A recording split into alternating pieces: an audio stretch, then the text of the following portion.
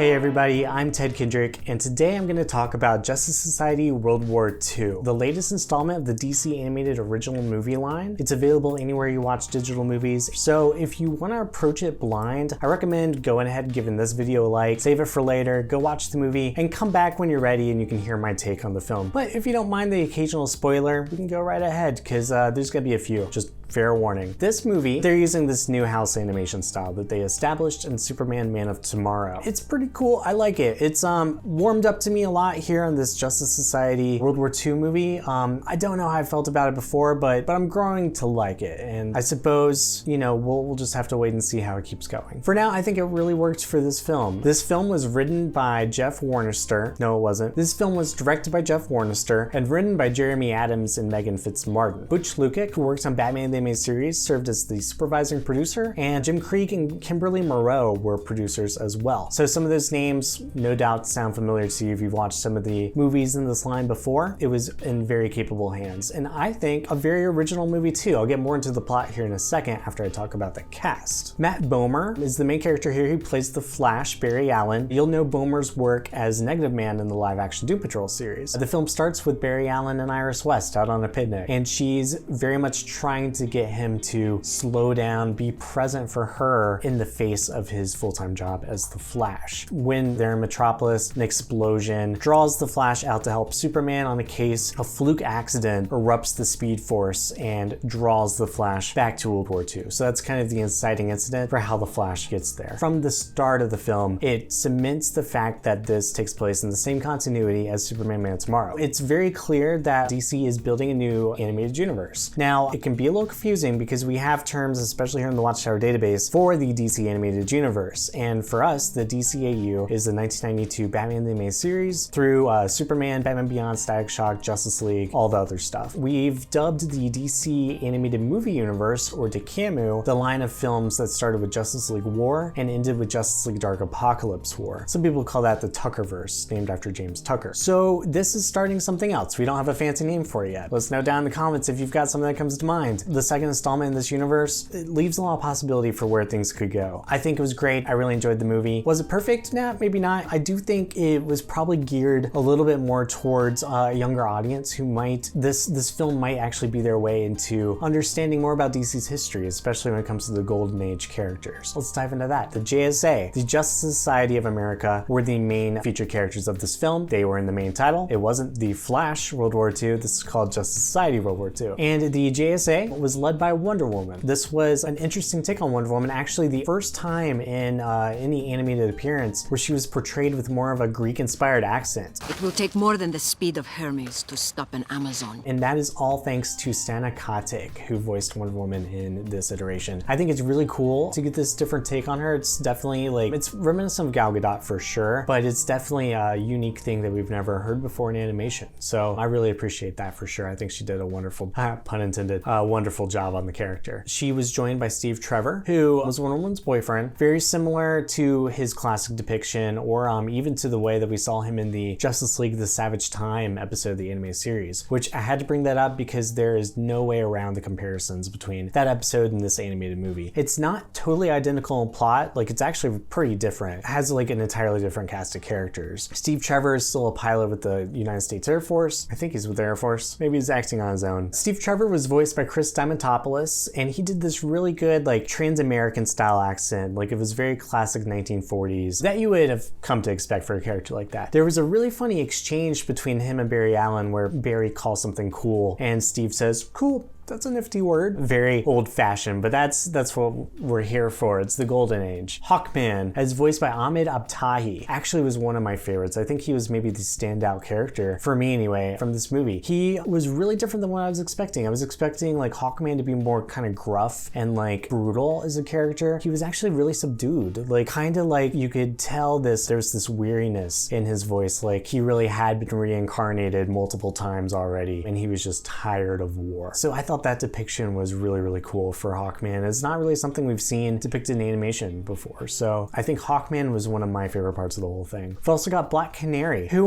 wasn't much of a main character, but she wasn't really on the side either. You can tell Elisa Rotaru voiced her, and she really helped give this character much more of an emotional arc than I think would have happened otherwise. You see this Black Canary is very...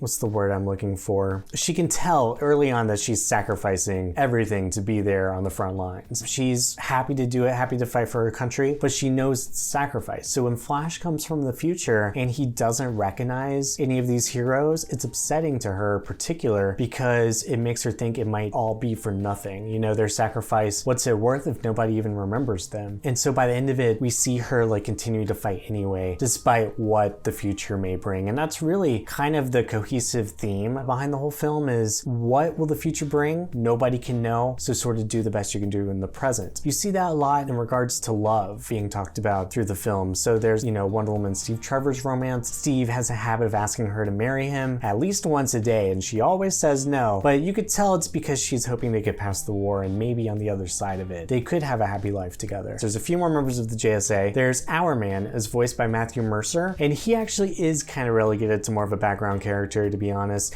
He doesn't have a whole lot to do, and I think part of that just comes from his power set. As the inventor of the Miraculo pill, it gives him super strength for only 1 hour. I mean, he's always like just about to lose it, but his scientific mind does come to use later on. He and Jay Garrick, the original Golden Age Flash, are able to sort of bang their heads together and figure out some science jargon stuff that becomes useful later on in the film. You can kind of see I'm trying to keep it as spoiler-free as possible, but I'm probably gonna start dropping some maybe more bigger spoilers here in a moment. This is your last chance to sort of back out and go watch the film yourself and come back later. All right, and the last cast member I'll talk about is Jay Garrick, the Golden Age Flash. I already kind of mentioned him a second ago. He's the scientific mind, and he's voiced by Armin Taylor. And you can really get the sense in his performance that he's like really respectful of where Jay Garrick as a character has come and the long history behind him, sort of the obligation he has to live up to that. For the entire JSA cast, I think they did an amazing job. The characters themselves are really cool, and this might not have been the team that I would have picked. I really miss characters like Alan Scott and Starman and Sandman and Wildcat. You know, there's plenty of other Golden Age heroes they could have gone with, but this team's still pretty great. Like I mentioned, you can't really think about this movie without acknowledging the Justice League Animated Series episode, The Savage Time, just because there's so many similarities in plot just from the pure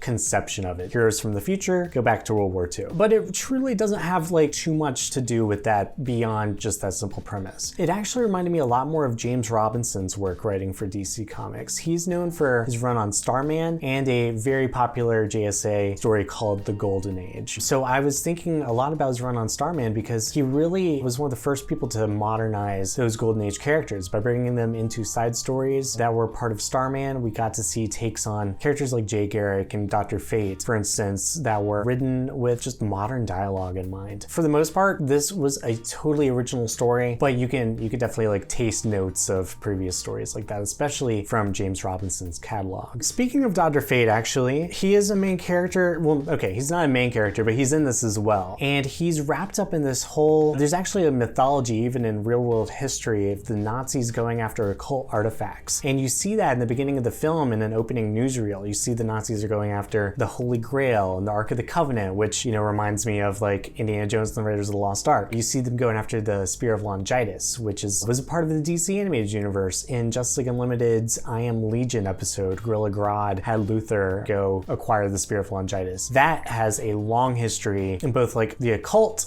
mythology, but also DC. It's all kind of intertwined. The spear was what pierced the side of Jesus when he was on the crucifix. And so in DC Comics, it was established early on, even in the original Golden Age comics, that Hitler had acquired the spear and he was using it to keep the Allied forces, the superheroes, out of Europe. That's not a plot point here in the movie, but it was kind of alluded to just from the opening newsreel, and I thought that was kind of cool. In this movie, the heroes are in Europe, they're fighting the Nazis, but their whole goal is to stay under the radar and give the soldiers the entire credit. So they're trying not to get headlines, they're trying not to be seen. And that might be one reason why Barry Allen doesn't know of them from the future. He has no memory of ever learning about Jay Garrick, Wonder Woman, anybody like that. And so when he gets to the past, it's really disheartening for the heroes because they think maybe their mission's a failure, maybe it doesn't amount to anything. anything. More on that in a little bit. So the JSA, because of all this future stuff with the Flash, they're very careful, even though it's the 1940s, and they haven't had nearly as much pop culture references like Back to the Future to understand time travel meddling. Look, if you really are from the future, we can't complicate the timeline. Oh, right. I've seen that movie. But they're still very careful to tell the Flash, don't say any details, don't even tell them his name, so they call him Future Boy, pretty much the entirety that he's around. But as the adventure goes on, and this is like a serious kind of spoiler here, the Flash realizes that he's not in the past, but in a parallel universe. It's not his history at all. Primarily, he comes to this realization because of this war correspondent, this journalist who's there with the JSA. His name is Shakespeare. And when that first was name dropped, my ears lit up because I was thinking to myself, like, Shakespeare, what other journalist has there been in DC called Shakespeare? It wasn't a Golden Age character that rang any bells for me, but it's because he's from the 31st century of the Legion of Superheroes. There's a character called Kent Shakespeare who was drawn just like Clark Kent, so it was kind of implied that maybe he was a descendant of Superman's. As far as I'm aware, he was only ever depicted as a reporter. So that's like exactly what was happening here. This is like a World War II version of Shakespeare who happens to look a lot like Clark Kent. And very mild spoilers without saying really what it is. By the end of it, there's a lot more connection there than just a superficial appearance level. Superficial. When the Flash is in the past, like another interesting sort of plot device just to keep him from being overpowered. The speed force that he's tapping into slows him down. Whenever he pulls off some super speed move, he has to chill out, take some deep breaths. I guess it was just a useful way to keep him from solving everything like way too quickly. But it also affects Jay Garrick. He's not able to do nearly as much speed either. My powers haven't been acting right since the other Flash arrived. So just by having two Flashes in the same area, it saps the speed force and slows both of them down a little bit. Just a way to depower them, just a little bit. I think it worked. Aquaman was a part of this film as well. Probably saw him from the trailer, preview images. I thought it was really cool how he was depicted with the classic yellow gloves. That was part of his Golden Age appearance. Not a lot of people realize that there was an Earth 2 version of Aquaman years before he was part of the Justice League. It's absolutely appropriate for him to be part of this movie. I was very, there's a moment that's a little shocking with Aquaman, and part of that was because you see one of his assistants, sort of an advisor type, his Jafar, if you will. I thought it was Vulko for a minute, but it's definitely a psych out for a supervillain, so that's kind of a spoiler too. Yeah, Aquaman's got some stuff going on in this movie. He's maybe not entirely a good guy. It reminded me a little bit of the Flashpoint paradox in that regard. Kind of a similar take on Aquaman. The end of Superman Tomorrow, and apologize if you haven't seen it, ends with a giant kaiju battle. You know, giant Godzilla. And there is kind of a similar element here in Justice Society as well. I'm a little worried that like this new animated universe DC is doing is just gonna end every movie with a kaiju battle. You know, I'm not like opposed to that. I really enjoy Godzilla versus King Kong, but you know, maybe change up the third act a little bit. That's probably my biggest critique. There's even like a classic Godzilla under the water silhouette shot that's in this film. It was kind of obvious, but still fun. Everyone likes a giant monster, so I'll give it that. It just kind of reminded me how way too similar it was to Man of Steel in that regard. Overall, I really liked the film. Like I said, it felt like a really original story, even though there were pieces of things before that it sort of tied into and complemented in that regards. It kept me guessing the whole time, and it kept me engaged, and it's just the pure characterization, I think, of the JSA, the perfect voice cast, at least in my opinion, kind of made up for maybe a haphazard second act. Like there were some elements in the middle that just felt like go to A to learn about B, to go to C, to go to D, and like maybe that was just part of it. There were just a few elements that felt like too coincidental, I suppose. Maybe not as neat as the plotting could have been for what might come across as like, you know, sort of a haphazard middle end, like makes up for with the characterization. So I can forgive it. But yeah, I think anyone who's a fan of these characters should absolutely go check it out. I think you'll enjoy it. If you buy it on Vudu and you watch it through Movies Anywhere, like I did, you can see the bonus features, which includes another showcase short featuring Commandy, the classic Jack Kirby character, which looks like it's straight ripped out of the original comic books. I loved the Commandy short. One of my favorite showcase shorts that I think I've seen in a long time. For that alone, it's worth the price of admission. So go check it out, watch the Commandy short, maybe even watch it first if you want to, and then stick around because there's also a 15-minute sneak peek at the next movie, Batman The Long Halloween Part 1, which also uses the same new animation style. It might fit in the same continuity as well. This could be their new take on Batman. That, you know, remains to be seen. fine. But the sneak peek, you know, say what you will about the animation style, say what you will about the trailer, the sneak peek actually made me feel very excited for the direction they're gonna go with The Long Halloween Part 1. It's one of my favorite Batman stories of all time. I'm super excited to just to see that told in a visual format. Not that comics aren't visual, but you know what I mean. I'm excited to watch it as a movie. Justice Society World War II, animated DC animated original movie, whatever you call it. We gotta think of a cool new acronym for this new universe that they're doing. Again, I'm gonna be looking down in those comments, see what you got. In the meantime, you know, stay tuned. We do videos every Sunday, new videos from the Watchtower Database. Me, James, and Maddie doing video essays. We're doing comic book talkback discussions for the new Batman The Adventures Continue Season 2 and Justice League Infinity. So we are super excited to be covering that over the next couple months. We've got a Patreon page, DCAU.com. Wait, no, that's not it at all. Patreon.com/DCAU Watchtower. Go over there, check out the cool tiers. We've got early voting for videos. You can get fan art from James. Join us for a monthly Patreon hangout. Got like an exclusive Instagram page that you can see like behind the scenes info on. We'll come fly to your house and have a spaghetti dinner with you too for a high enough tier. Yeah, we got a lot of awesome stuff. Go check it out, patreon.com/DCAU Watchtower. Anyway, thanks for joining me today, everybody. I've been Ted. You know, I'll be back when I'm back. They got me doing videos when they happen. Check me out on social media at ted.kendrick or ted_kendrick on Twitter. I've also got a cool newsletter that I want to start plugging more often. It is tedkendrick.substack.com. So go check that out, put your email in there, subscribe, and you can see like all the other cool stuff I do. Like, you know, I'm writing comic books and short films and stuff like that. I do a lot of other creative stuff than just here at the Watchtower Database. So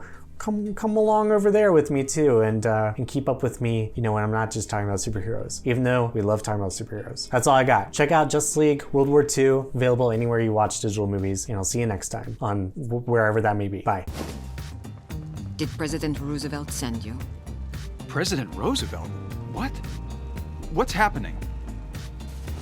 Keep an eye on whatever this is. I got him, boss. Am I dead?